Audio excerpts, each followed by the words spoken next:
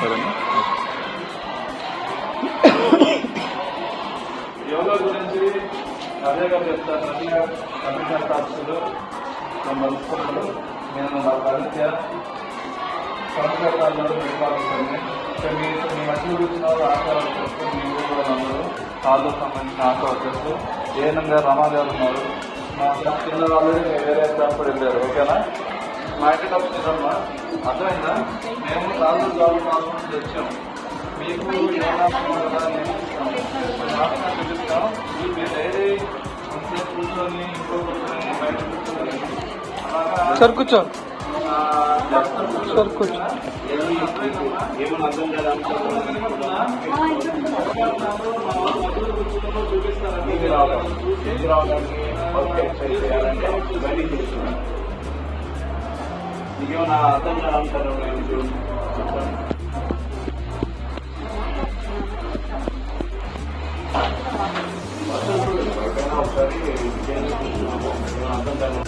పెట్టుకోవాలి చేతులు. ఫస్ట్ చేతులు రెండు అందరికి చూడండి. మాకే దగ్గర పెట్టుకోవాలి స్ట్రైట్ గా.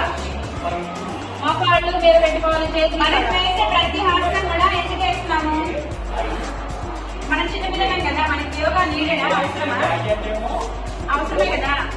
మనం చదువుకునే టైంలో ఏం ప్రాబ్లమ్స్ వస్తాయి? మనం కాన్సన్ట్రేషన్ పెంచుకోవాలి కదా. టీచర్ గారు చెప్పే క్లాసెస్ అన్ని మనము వినగలగాలి. విని ఏం చేయాలి? నేర్చుకోవాలంటే ఏం కావాలి?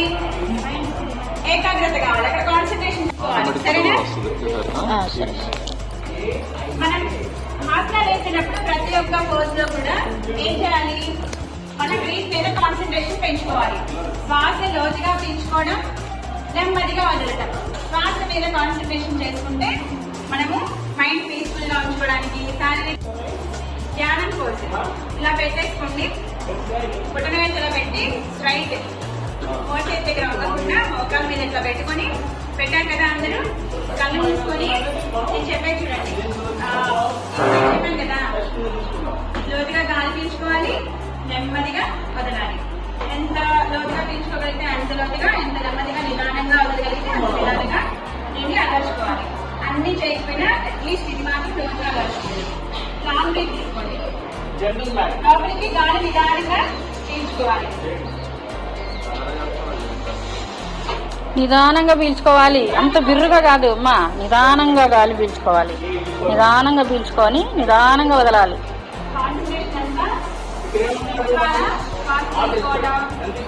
తీసుకునేటప్పుడు జాస్తి లెవెల్ కూడా మనం కాన్సన్ట్రేట్ చేసుకోవాలి. ఊపిరి పీల్చుకుంటున్నప్పుడు మూమెంట్ ఉంటుంది కదా, జస్ట్ లైక్ ఆ రెండింటి మాత్రం కాన్సన్ట్రేట్ చేయండి. లోతుగా పీల్చుకోవాలి.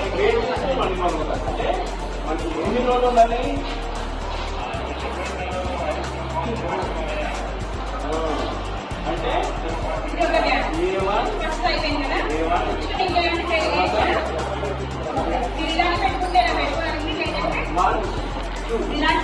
నిదానంగా గాలి పీల్చి నిదానంగా వదలాలి. అంటే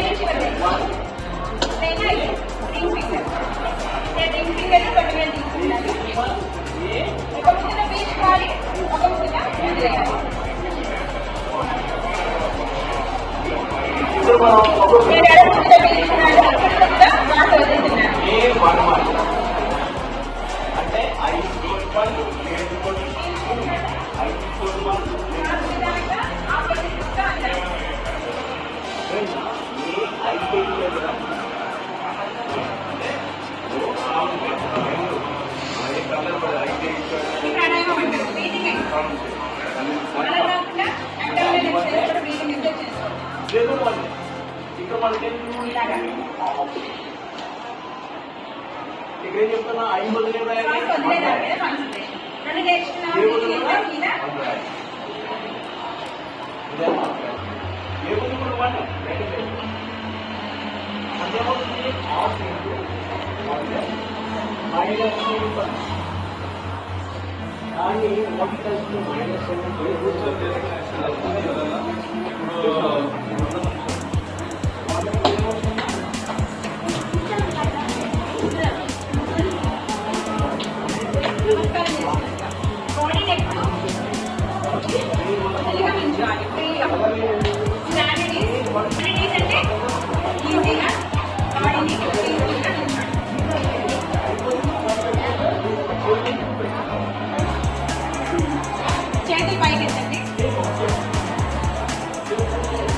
మీరు ఎంతవరకు వెనక్కి వంగగలుగుతున్నారో అంతవరకు వంగండి. 5 నెంబర్స్ అలా లెక్క పెట్టండి. 1 2 3 4 5. అలాగే బొట్టవేలు అందుకోవాలి. 4 వేలు. 1 2 3 4 5. అలాగే క్లీనర్ వైపులు కుడికాలు అలాగే ఉంచుకొని ఎడకాలు బ్యాక్ పెట్టండి. ఎంతవరకు మీరు చేయగలుగుతారో అంతవరకు. బెండ్ చేస్తూ చేతిని చేయగలిగానే చేయండి. చేతిని కింద ఆడించండి నేల వైపు. 1 2 3 4 5. మెడ పైకి తీయాలి. అలాగే ఉండండి. కుడికాలు కూడా వెనక్కి పెట్టేసి 1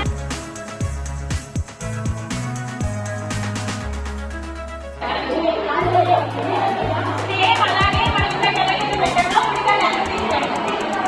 ఇలాగా.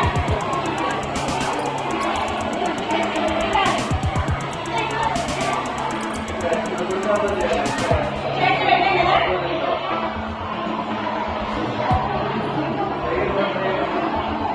1 2 3 4 5. అలాగే నిల్చోండి. ఉండండి. 1 2 3 4 5. మళ్ళీ బ్యాక్ పొజిషన్. బ్యాక్ పొందండి. 1 2 3 4 5. నమస్కారం. తిరిగి వచ్చేసాను. అవునా?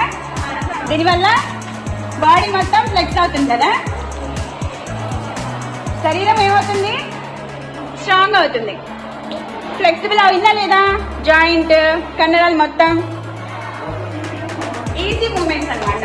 మన బాడీని ఈజీగా చేసుకోవడానికి చేత కావట్లేదు కదా, నువ్వు వంగలేకపోతున్నావు. మానసికంగా ప్రశాంతంగా ఉండడానికి మెమరీ పవర్, ఎదురు నేర్చుకోవడానికి కాన్సన్ట్రేషన్ ఇవన్నీ ఉపయోగపడతాయి. యోగా వల్ల మనం సాధించవచ్చు.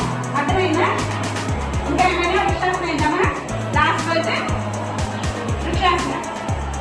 కుడికాలు తీసుకొచ్చి వెనకాల మీద పెట్టేసుకుని అందరికీ నోన్ కదా.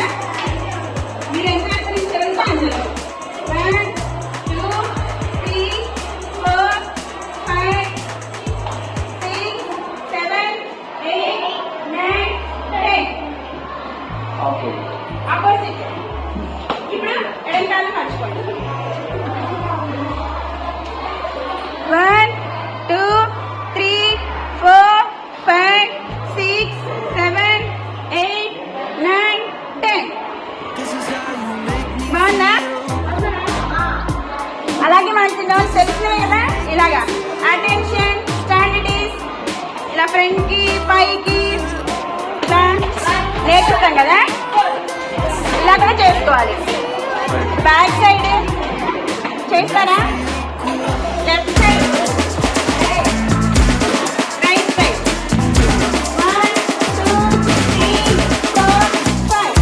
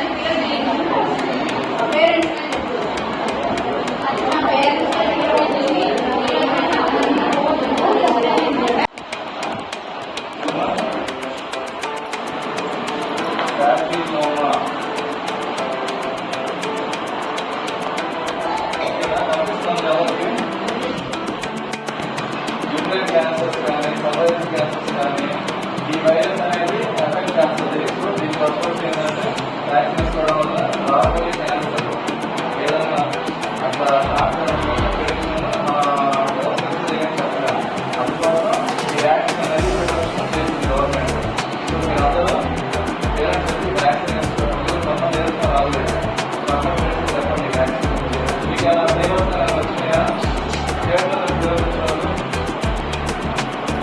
వచ్చినాయా? జాబ్ కావాలా?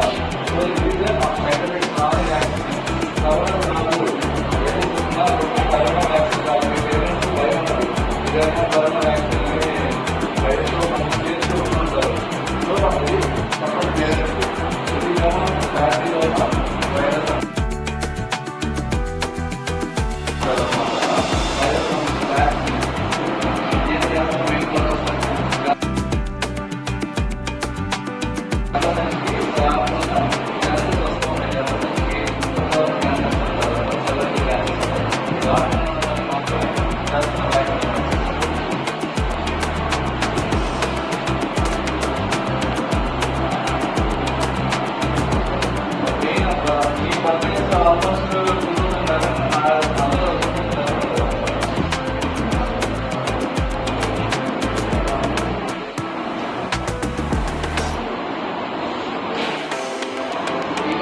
ముందు ఉన్నారా? మీరు రాసిన డేట్ ముందు ఉన్నారా? వాళ్ళు తర్వాత ఉన్నారా? Date of birth date of బర్త్కి తర్వాత ఉన్నారా?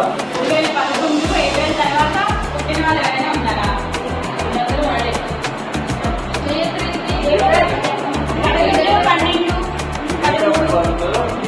ముందు వాళ్ళు పుట్టిన వాళ్ళు మార్చి దాని వాళ్ళు ఉన్నారా? ఈ డేట్ తర్వాతే ఉన్నారు.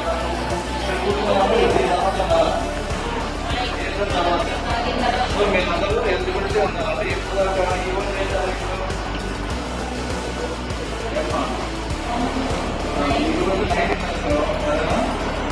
ఈరోజు అంటే 19th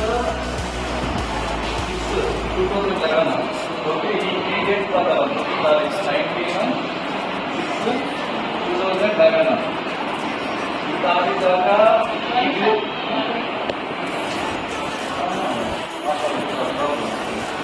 తారీఖు దాకా పుట్టిన వాళ్ళు ఎలిజిబిలిటీ ఉంటుంది.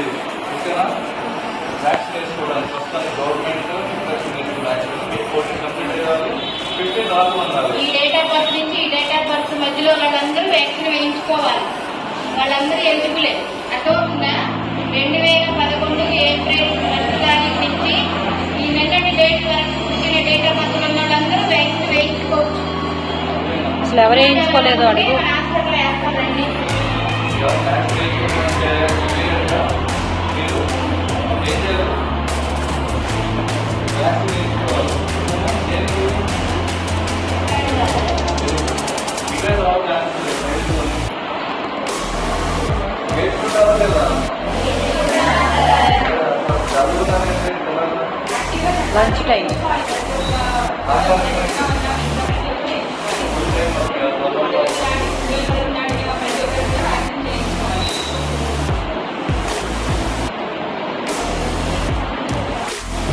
ఎవరికైనా రక్తహీనతతో బాధపడుతున్నారా లేదా అనేది చెప్పారు కదా. ఉంటే ఒకవేళ రక్తహీనత ఐడెంటిఫై చేసామనుకోండి, ఏం చేస్తాం అప్పుడు? వాళ్ళకి టాబ్లెట్స్ ఇస్తాం కదా. మీకు అన్ని టాబ్లెట్స్ ఇస్తాం. ఎందుకు? రక్తహీనత వాళ్ళ నుంచి తప్పించుకోవడానికి. రక్తహీనత ఉంటే ఏమవుతుంది?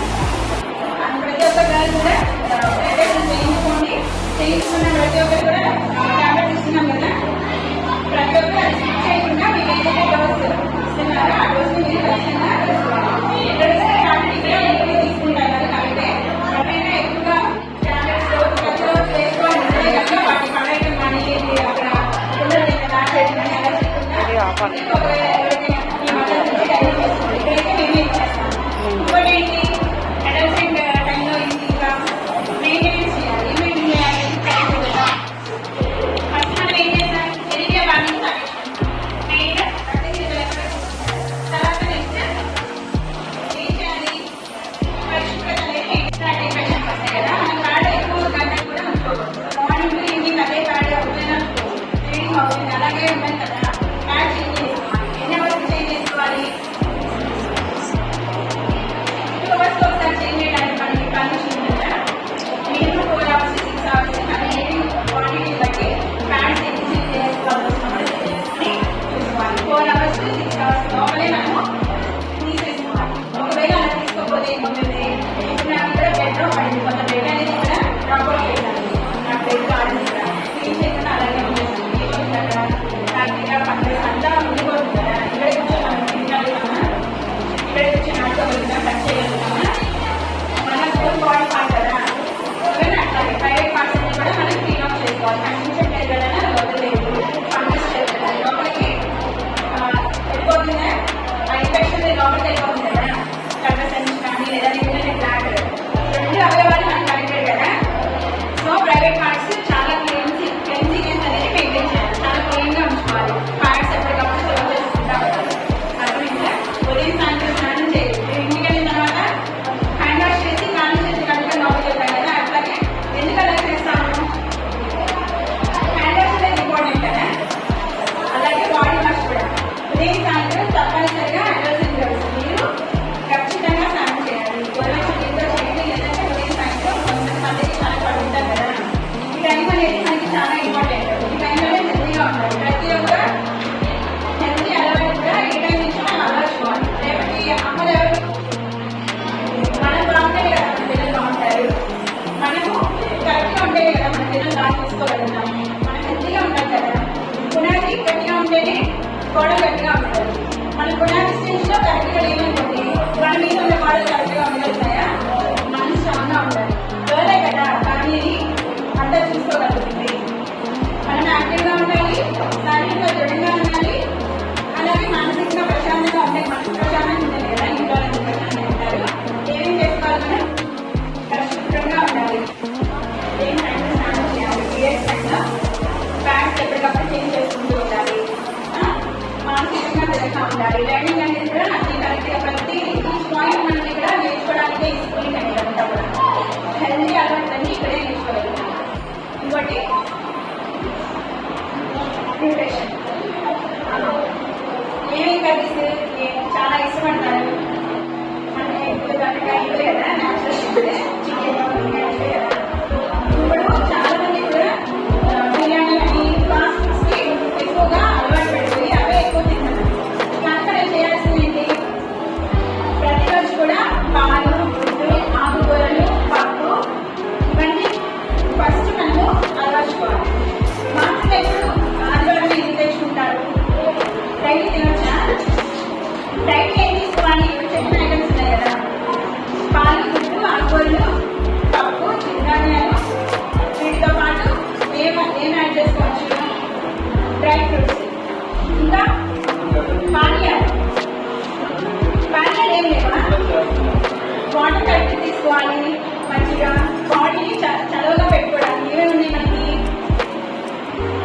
మంచిగా వాటర్, పచ్చ వాటర్, ఇంకా మజ్జిగలో కొద్దిగా ఇవన్నీ యాడ్ చేసుకుంటాం కదా.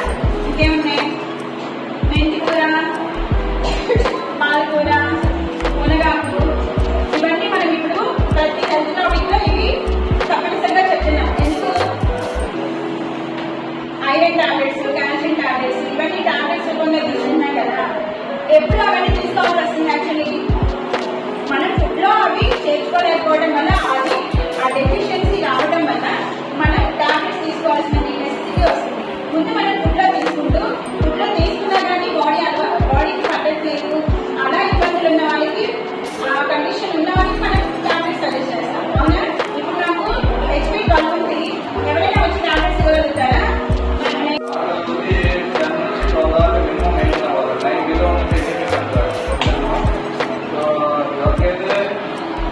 ఎంత తక్కువగా ఉంది అని మీకు ఫీలింగ్ చేస్తారు. ఫీలింగ్ చేసినప్పుడు మళ్ళీ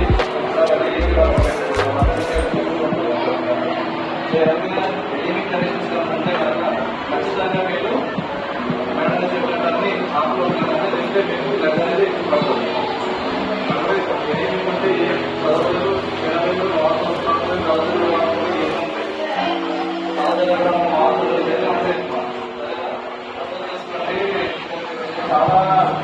ఇంపార్టెంట్ అయ్యింది బాడీ. ఓకేనా? ఏమైనా డౌట్స్ ఉన్నాయా? అంత బాగా అర్థమన్నారా?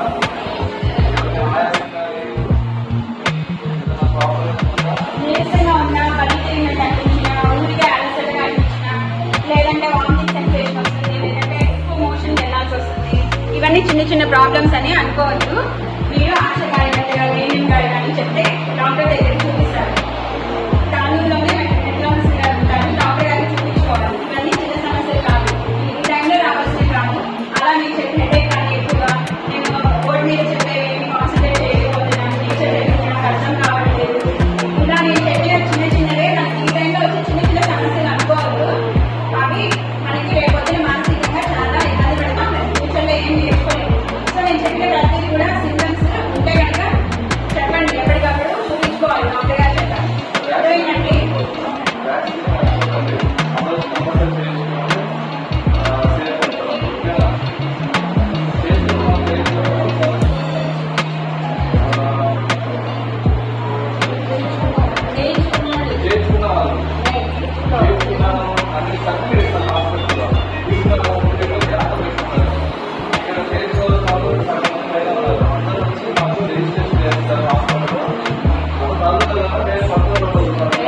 మండలం మొత్తం సార్.